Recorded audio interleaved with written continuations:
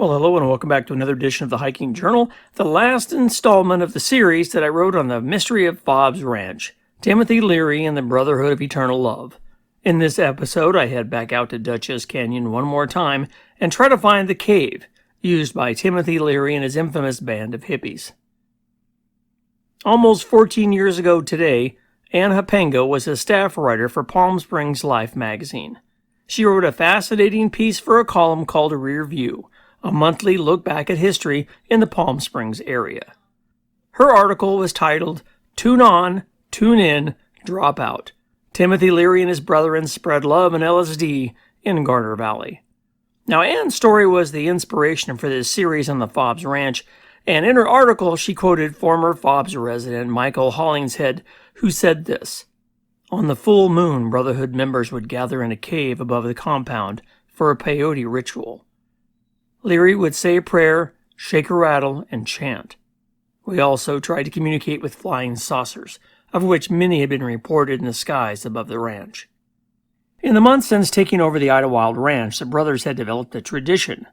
By the summer of 1968, they were using LSD communally once a week, often under the leadership of Leary. On the full moon, a group of the brothers, Leary and his wife Rosemary, would climb high up the ridge above the ranch and into a cave set aside for a peyote ritual. The cave was quite large, with fur rugs on the floor and large cushions covered with imported Indian silk. Near the entrance, a crude fireplace had been built, and light came from two hanging lamps. When the moon was full, the rugs would be hauled out of the cave and set around a square hearth. At their best, the communal sessions were a tremendous experience. The hearth, which was based on a ceremonial hearth used by Indians for peyote ceremonies, were surrounded by a large circle of fine sand, and here became the core of the session.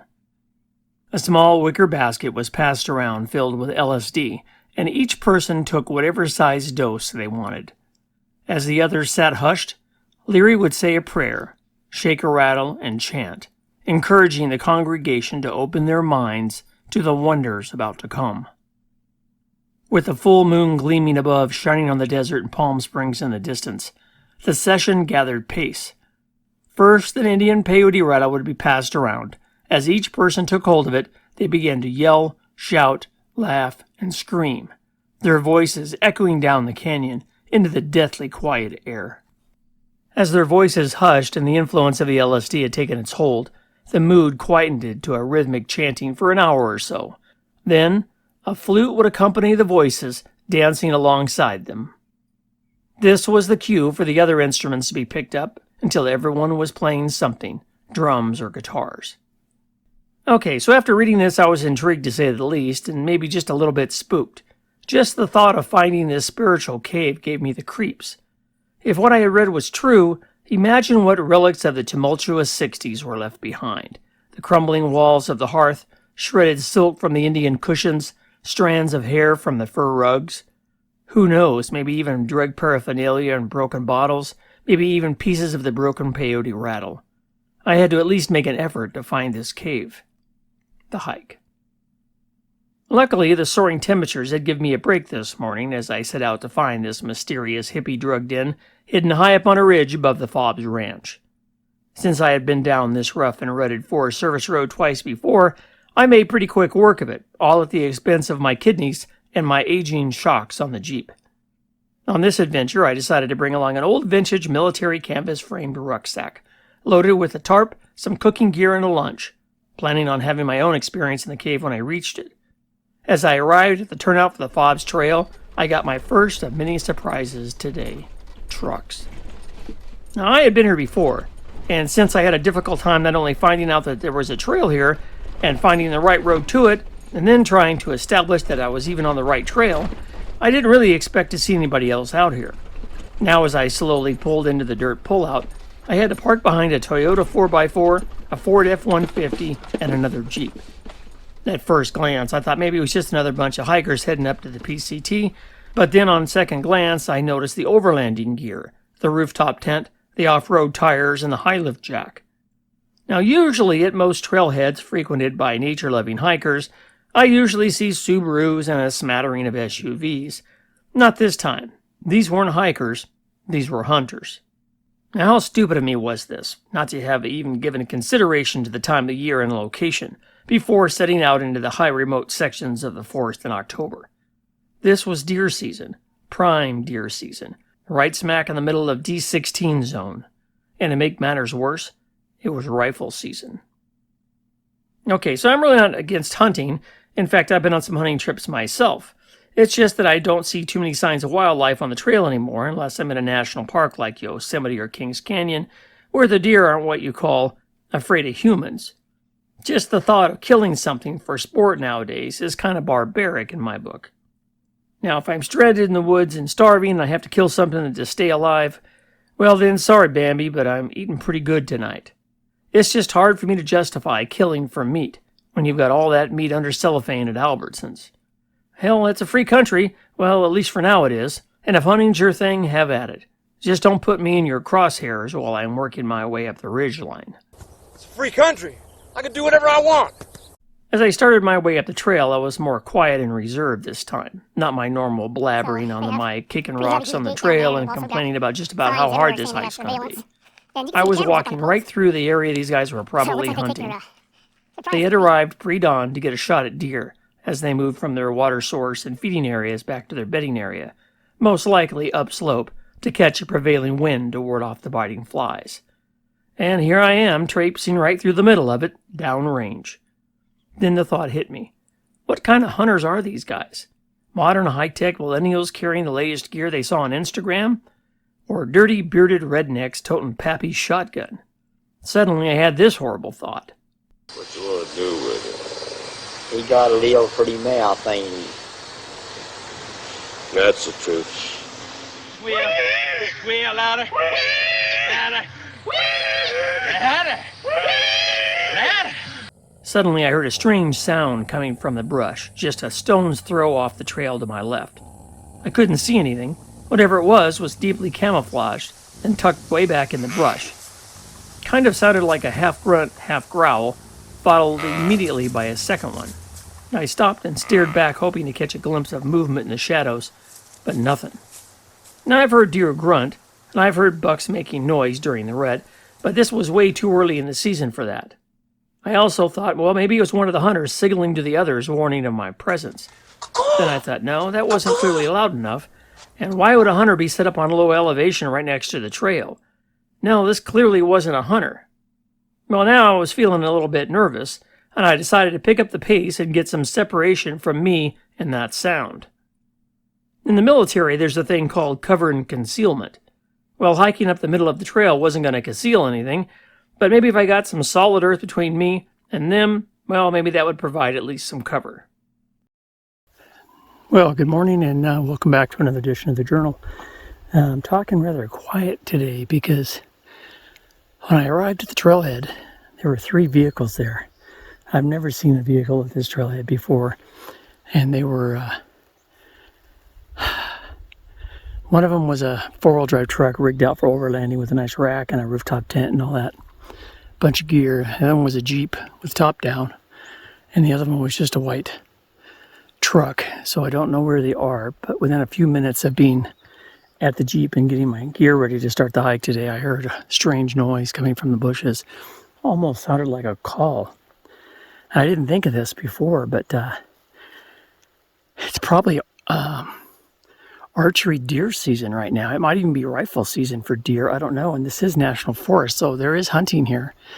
I thought it really never crossed my mind. So they could be somebody up here going cross country looking for deer. Who knows? I'm kind of blasting right through the middle of where they're probably trying to hunt. I'm sure they're mad at me. So I took a picture of their vehicles, got their license plate numbers, just in case. But you can see where I'm heading today.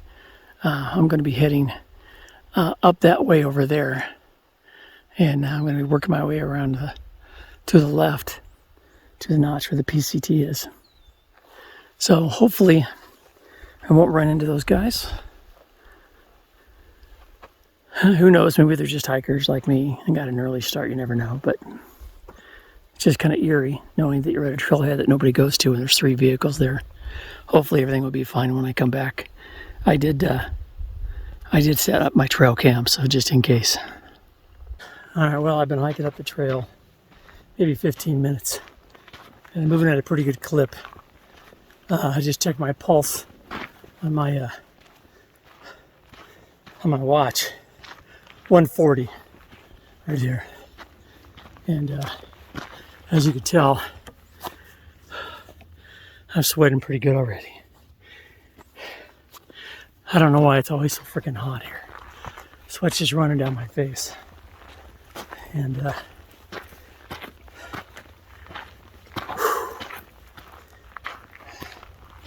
hopefully we'll get into some shade here in a minute. Like right here. Might take advantage of this for a minute.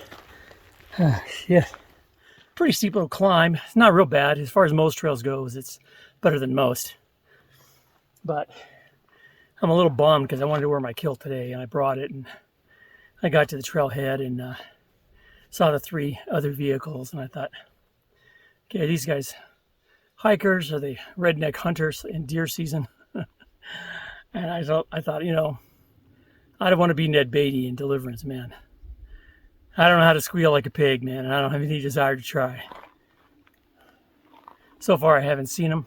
But anyway, I'm working my way up. I'm getting there. This first section is probably the steepest.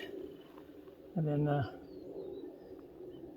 once I get to the spot where I can see the ranch, I'll stop for a minute, shoot a little bit of video. Then I'm going to continue on to the PCT, because that's not the goal today. Today, the goal is to find that damn cave.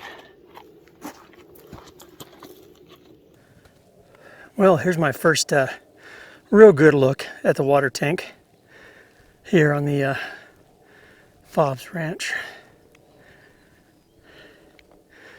It looks like there's a little flat spot over there. Maybe on the way back we'll go over there and see if we get a better view of the ranch.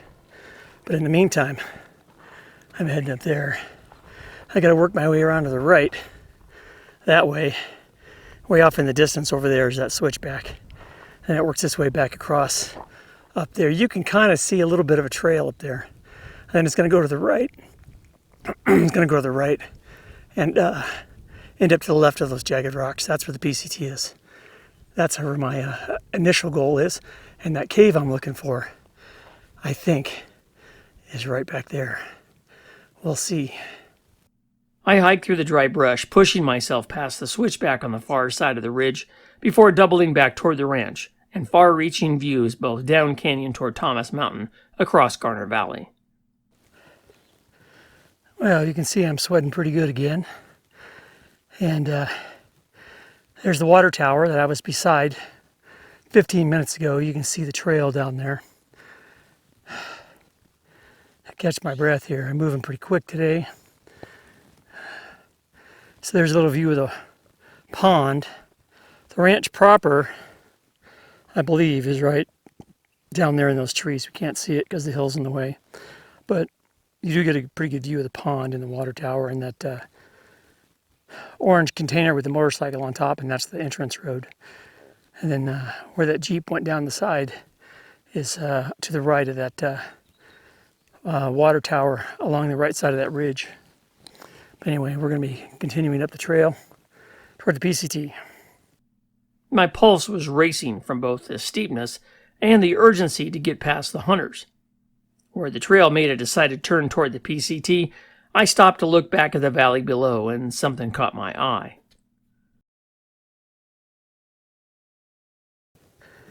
I don't know if you can tell, but there's a guy in camis right there. He's looking through binoculars. And he's got an orange little pack sitting on the rock. I don't know what he's looking at.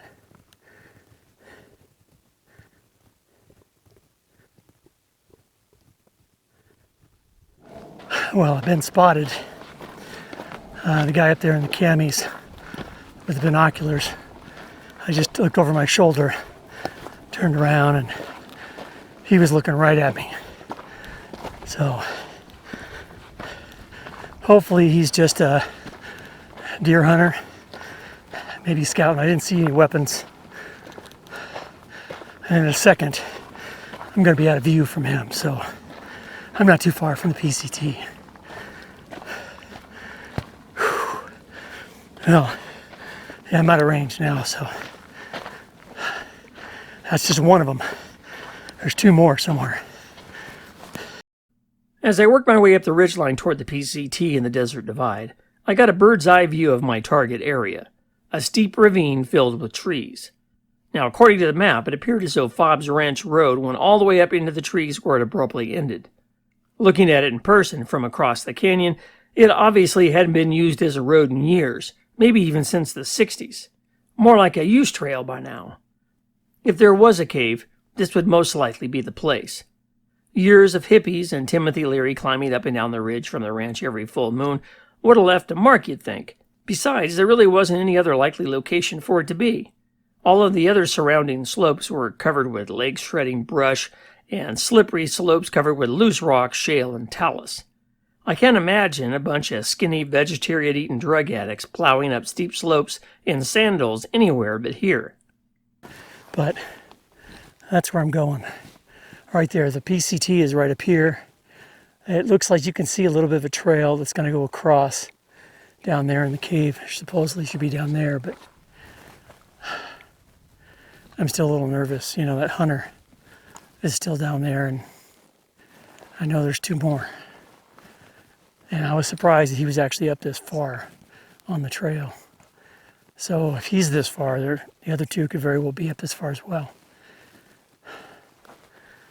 But I'm not too far from the PCT. When I get to the top there, I'm going to go to that same spot I was like 10 days ago, take a break for a few minutes, and I'll work my way over. You can see the switchbacks. That's the trail that Timothy Leary and his band of hippies would go back up into there. So somewhere back there, that's where that cave is. We're going to try to find it. In the meantime, I got to continue up toward the top of the PCT without getting shot. When I reached the PCT, oh boy, what a relief. Here I took a short break in the shade before setting off to find the remnants of the old trail reclaimed by nature over the last 50 years. Now back home, I had plotted out a course on my map. I had set a few markers and uploaded a GPS route on both my Garmin InReach and my 60 CSX. Even as a last resort, if I couldn't find it, I could simply just follow the arrows on my GPS and walk right to it. In theory. Now, I knew this trail ran into the PCT and the Fobes Trail near the junction, and began scouting around looking for signs, footsteps or worn down brush, and maybe if I'm lucky, a cairn or two, but nothing. All right, well, I made it up to the Pacific Crest Trail junction. That's the PCT sign right there. Southbound PCT is this way, and northbound PCT goes that way. It works its way up in between those peaks right there. Spittler Peak is right up there, and Apache's on the other side. And this way is Palm View Peak, and eventually you work your way over to all the rest of them. Lion and Pine and Pyramid and all the other ones that I've already done. But what I've got to do now is I've got to go this way, back down the trail just a short distance, and I have to try to find this one spot on the map that I've figured out is part of the trail. Wait a minute. Here it is. I got it right here. This is the map that I printed.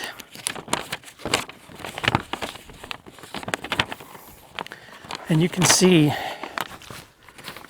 right here where I'm at. This trail goes up right here to the PCT. PCT continues that way. I have to continue along the left side of that ridge to get down to where I believe the cave is. So wish me luck. I saw something that might have been the trail, but it was pretty overgrown. But I'm lucky because I've got a route I preset on my GPS. So worst comes to worst, I can follow that. Anyway, let's get going this way. See if we can find the damn cave. Orienting my map, I began plowing toward the ravine, taking the easiest path through thigh-high scratchy brush in my shorts. Now there was a section of deep red, loose and crumbling rocks jutting out above me, and shale and talus below me. With each step I slid down as the shale was in slabs, one stacked on top of the other like tiles. Well, this wasn't going to work. I glanced down at my GPS. It was telling me I was off course and had to head steeply uphill. I clambered and struggled uphill, sliding down and almost falling several times until I stopped to catch my breath. Here I glanced back down at my GPS and it was telling me I was off trail again. This time I was too high. I had to head back down. After several minutes of working my way through this, I realized my GPS was bouncing around, most likely due to the steep slope above me. It had taken me a half an hour to go a measly 100 feet. I suddenly had this horrible thought. What if they think I'm a deer? I'm not wearing my safety orange, and I'm traversing a ridge where nobody in their right mind ever travels. If they shoot me and realize their mistake, nobody would probably ever find me up here. They could just haul ass out of the canyon and deny everything. I pulled out the map again, and just up ahead was one of the 2 ravines I had to cross to get to my target location. A large peak sat on top. This, I realized, was Spittler Peak, and the ravine, a runoff from the top. There had to be a better way. Well, I've been working my way along the side of this ridge, and there's no trail. I've been seriously bushwhacking.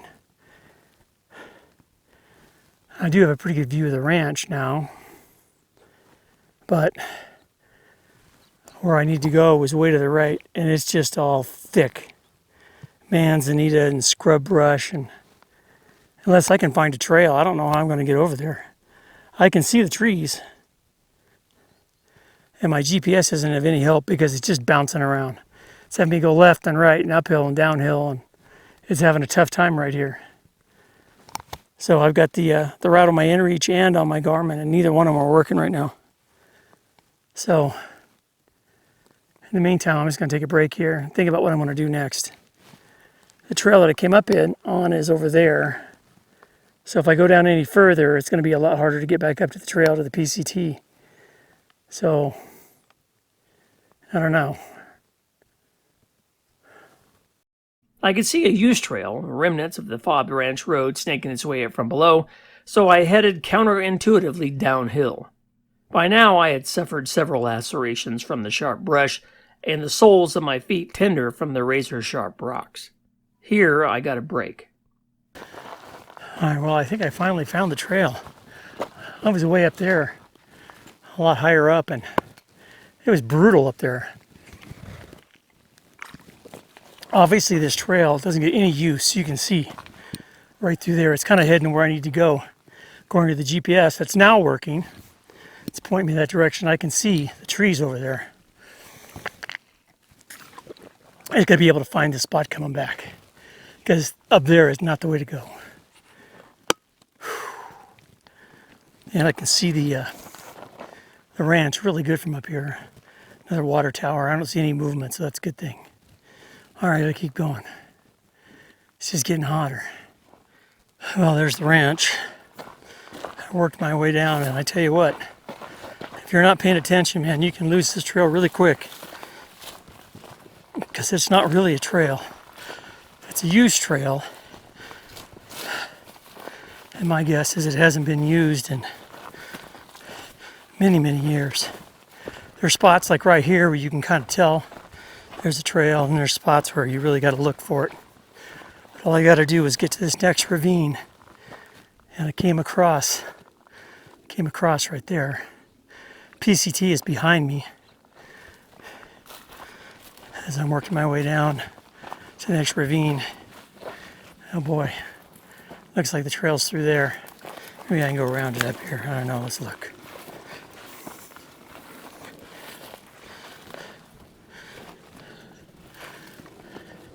Not much of a trail.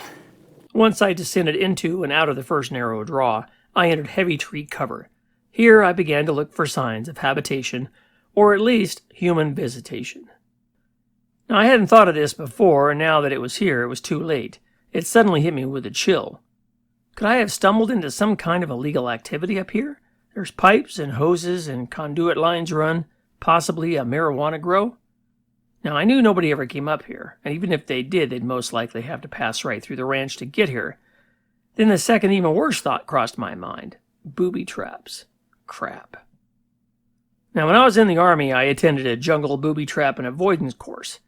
Even though I had been trained and I was scouting pre-made courses extremely slowly, checking every bush and rocks for traps, I must have died 100 times, according to my Vietnam experienced instructor. Here I'd been plowing through the brush, oblivious to the potential threat. Damn it. Now, even though I was looking for a cave, my attention was now focused on looking for signs of disturbance. Bent twigs at head height, depressions in the ground, Unusual and unnatural longitudinal lines of sticks or branches lay near the trail. Here I noticed some of the oak trees had been sawed off to allow easier passage along the route for men or equipment. I also noticed slight depressions heading off trail, up above the seasonal stream that, to my surprise, was still flowing even this late in the year. I set down my pack as the overhanging limbs were snagging everything. The footing was much more difficult as the oak leaf litter was damp from yesterday's thunderstorm and it was slippery. I clambered up slope using my hands to part some limbs, ducking to avoid getting impaled by sharp branches that seemed to be everywhere. There's some ferns growing here, and I can't tell if those are footsteps, but you can tell someone's done something because the tree trunks have been trimmed. And then over here, we've got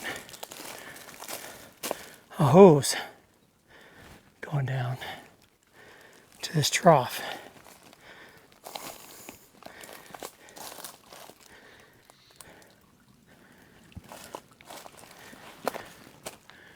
So the cave could very well be up that direction, or it could be that direction.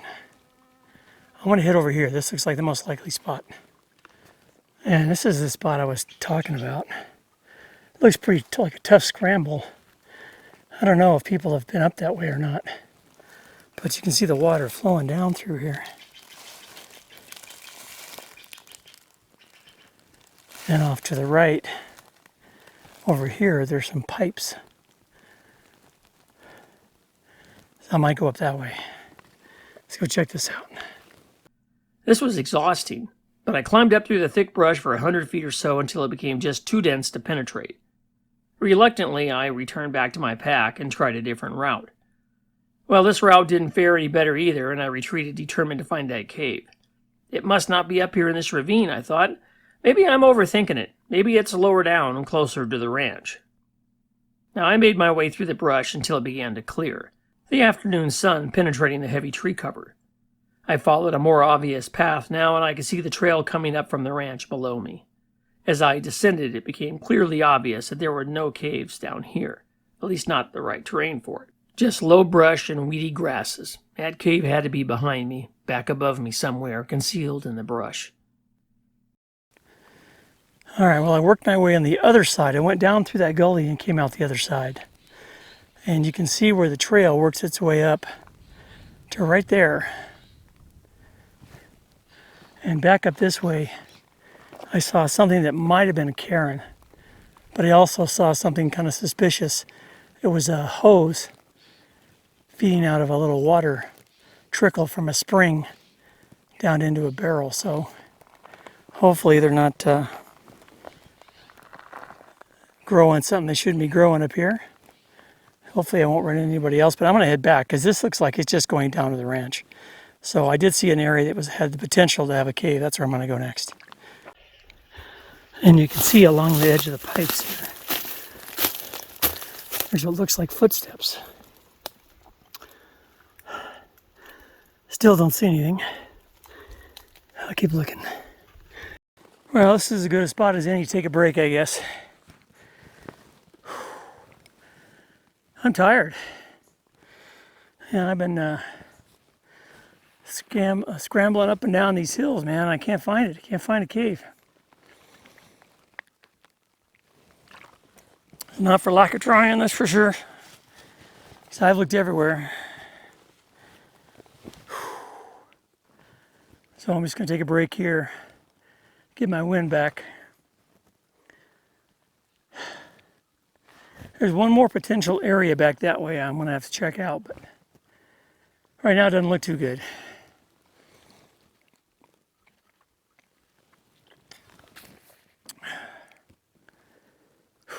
I can't believe how hot it is here. Every time I've been here, it's been like, I mean, right here, it's probably 75, but it feels like 90.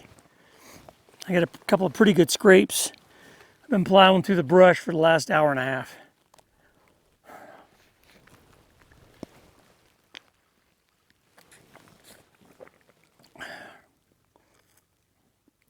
It's kind of a bummer to come all the way up here and not find it. Saw one cairn way down there and there's nothing around. I went all the way down. I dropped my pack and I went all the way down there half mile maybe, and made it all the way to the switchbacks, to where the top of the switchbacks are. Nothing. And it gets more open and more arid on that side. So the likelihood of it there being a cave was really slim at that end. It's a lot higher up in here somewhere, in the deep recesses of this draw right here. In fact, where the water is especially, I thought that would have been a good spot. I went up about as far as I could get without doing too much bushwhacking. It just kind of ended twice. So I'm going to keep my eyes open. You know, here there are some spots where the branches have been cut. So that leads me to believe that there was some, obviously there's a trough here and there's a water pipe and a hose. So they were just, you know, feeding water from the spring up above. Pretty blue jay just flew into the tree right there. But anyway, I'm not done. I'm just taking a break. I am going to put on my pack. I am going to start working my way back because it's almost 11 already. So once I get back to the PCT, maybe if I have enough energy, maybe I'll make lunch. I don't know. It's still early. And not only do I hear planes, I hear helicopters now. Well, anyway, take a few more minutes, pack up, head back over the trail. Hopefully that helicopter's not looking for me. And they'll never find me in the bushes, that's for sure.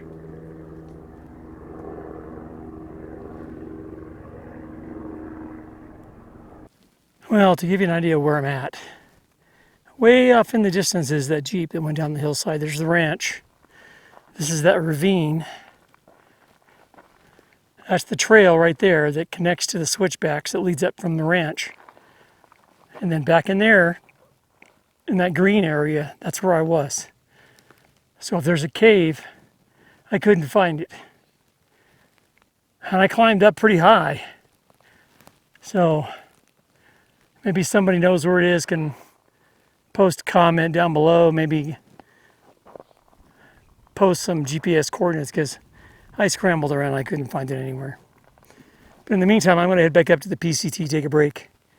It's like some thunderheads are moving in. It looks like it's going to be another gorgeous day here in the valley. I had this immense sense of relief when I finally reached the PCT again, that old familiar trail. Here I could take a breather and make some lunch before heading back down. Well, if you've never had the backpacker's pantry, actually this is a Mountain House. If you've never had the Mountain House beef stroganoff, it's one of my favorite meals for backpacking. It's still really, really, really hot.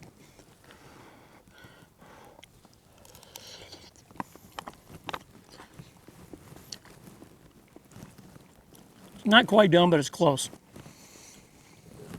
But you know, I've had a lot of dehydrated meals over the years. I've had Backpacker's Pantry, I've had Alpine Air, I've had 4 or 5 other brands, and I keep coming back to the Mountain House. I have yet to have a Mountain House meal that was not better than average. The teriyaki chicken's really good. The chili mac is really good. All the breakfasts, the breakfast scramble, the bacon and eggs, the biscuits and gravy, all of those are really good.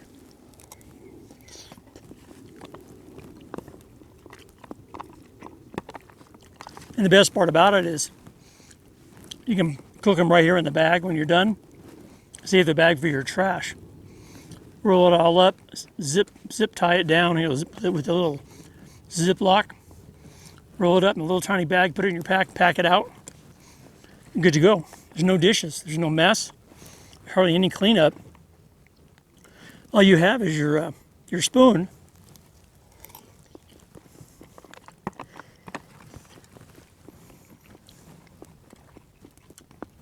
And also the way to go is the long-handled spoon. This way you can reach all the way down to the bottom of the bag without getting your knuckles, your dirty knuckles, your hairy knuckles inside your food. Use these long-handled ones. You know, Snow Peak. My original one was a Snow Peak, and then I went ahead and bought a Tokes or T-Oaks. And then I was reading in a lot of the forums, backpacking forums. A lot of people, they didn't like the feel of the titanium in their mouth, on their teeth. And I thought it was just me, but I guess a lot of people feel the same way. So, like this one has a smooth bowl. Now this one is a spork. A lot of people don't like the sporks. They like the spoons. So I have a Toke's spork and a Toke's spoon. But this was the one that came up first when I was digging through my backpack stuff, so this is the one that made it today.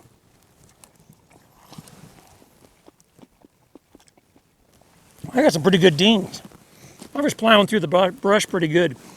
I wonder if I got any ticks. I'm gonna have to do a really good tick check when I get home. Normally spring is tick season, but I don't trust them.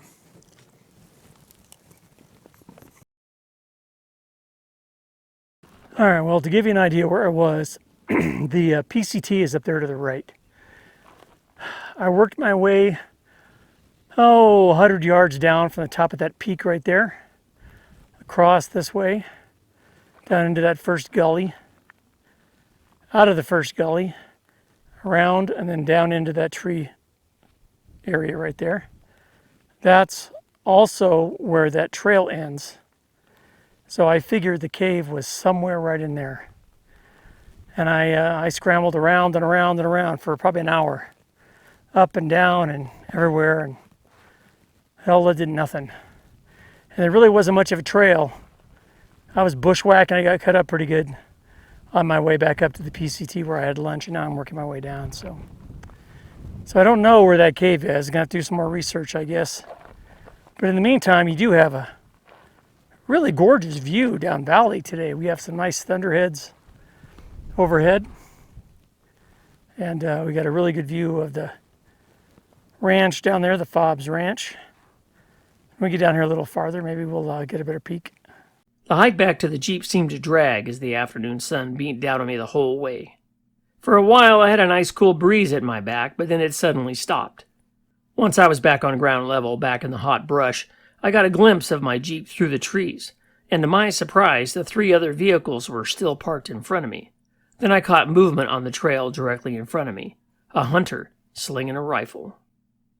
Well, I'm not too far from the vehicles. I could actually see them a second ago, and I'm kind of surprised the other vehicles are still there.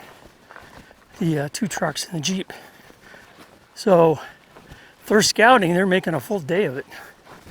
Unless they're back at the vehicles, I don't know. This is the continuation of, I guess, on the map it looks like the Fobs truck trail, but it's not really. It ends, there's boulders, you can't go any further. But anyway, right around this corner I should be able to see the Jeep and the other 2 vehicles. Kind of surprised I didn't see one snake. That's 3 times I've been up this trail to the PCT and not one rattlesnake. I'm surprised. But it's hotter than a firecracker right now. Feels like every bit of 85. I've completely sweated through my hat band, through my shirt. I can feel my feet being a little squishy. In fact, there's the vehicles over there. Should be there in a second. In fact, there's one of the hunters.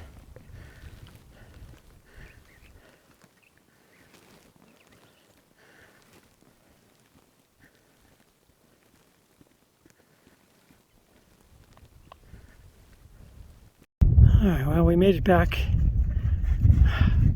to the Jeep, thank God.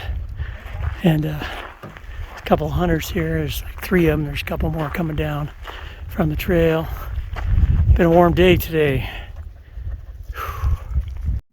When I got back to the Jeep, I dropped my pack and introduced myself to Javier, a hunter from Paris, California. It's not really too far from here. Javier was dressed in full camis and wore a backpack and gaiter to keep the brambles out of his boots. He also carried a large, heavy rifle outfitted with a scope slung over his left shoulder and wore a blaze orange ball cap to provide some much-needed shade. He also had a sidearm strapped to his hip as backup. For exactly what, I didn't ask. Now, Javier was very friendly and humble. He told me his 2 other hiking companions were further up the canyon, but were working their way back to the truck. I told him I was surprised to see him that far up the trail. He said he had come here before and his buddies had arrived pre-dawn and hunted the far side of the ridge past the PCT onto the east slope of Spittler. We talked about hunting, his previous successes and failures over the years, and he told me he had seen a large buck from the rock outcrop I had spotted him on, but the buck was down inside the ranch and off limits. He also told me something that was a little bit unsettling.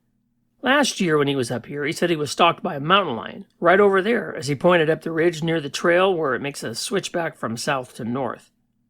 Just then, that same elderly woman with the border collies appeared out of nowhere, this time from the direction of the ranch near the gate. I could tell she recognized me, but didn't say anything. She focused on Javier and his rifle as the dog sniffed around his legs and ducked under the truck for brief shade. She seemed friendly to me, but perplexed as to why I had to return to the same trail again, especially during hunting season. Then she told us a mountain lion had been spotted on the ranch a few days ago, between where we stood now and the ranch house, pointing into the brush. Now that brought an instant chill up my spine. Maybe that wasn't a hunter at all hiding in the brush, since they were all well up the ridge by then. Well, what the hell was it that I heard back in the brush as the start of the trail? I don't even want to know now. As we chatted, a steer appeared way up the trail and the dogs took off after it, the older lady in hot pursuit. Javier told me last year one of his buddies shot a deer upon that ridge I was on and was too tired to carry it out along the same path he had come, so he decided to drag it down the slope toward the ranch. When he reached a more level slope, he was greeted by a man wearing a large caliber handgun strapped across his chest in a holster. His friend told him the man was asking questions about where he had shot the deer, but seemed satisfied knowing it wasn't on ranch property when it was shot. He said the man even helped his friend carry the deer down the mountain and gave him and his deer a ride off the property. He didn't describe what the man looked like, and now I wished I would have asked a few more questions. Javier offered me a bottle of water from his ice chest, but I told him I had some cold beer in the Jeep. I packed up my Jeep, grabbed my hidden trail camera, and headed back out along the Forest Service Road toward the highway. When I reached the wooden fence and accelerated across the gravel onto the pavement, it was the first time I had felt safe today, out from under the prying eyes of that lady, the crosshairs of the hunter, and out of reach of the sharp claws of the mountain lion lying in wait, hiding in the nearby brush. With the cool air flowing past the open windows of the Jeep drying my sweat, I decided right here and now I'm done with Fobes Ranch. Well, at least for now. But I'm leaving the window open in case I get more intel on the exact location of that damn cave, and I may give it one more shot, who knows. Well, that'll do it for this edition of the Hiking Journal, The Mystery of the Fobes Ranch, Timothy Leary and the Brotherhood of Eternal Love, Part 3, The Cave. In the next edition of the journal, I take a solo hike into the uppermost reaches of the Agua Tibia wilderness of the Cleveland National Forest and scramble and claw my way up to the top of Wild Horse Peak. That'll be coming up next. Once again, thanks for watching, and be sure to click the like and subscribe button to get the latest updates on the channel as I post them. If you have any questions or comments about this or any other edition of the journal, feel free to post a note in the comments section below. And more importantly, if you stumble upon any more information about the possible location of this legendary cave, drop me a note. Hell, you can even go with me. I need a good wingman. Anyway, take care and I'll see you down the trail. Bye-bye.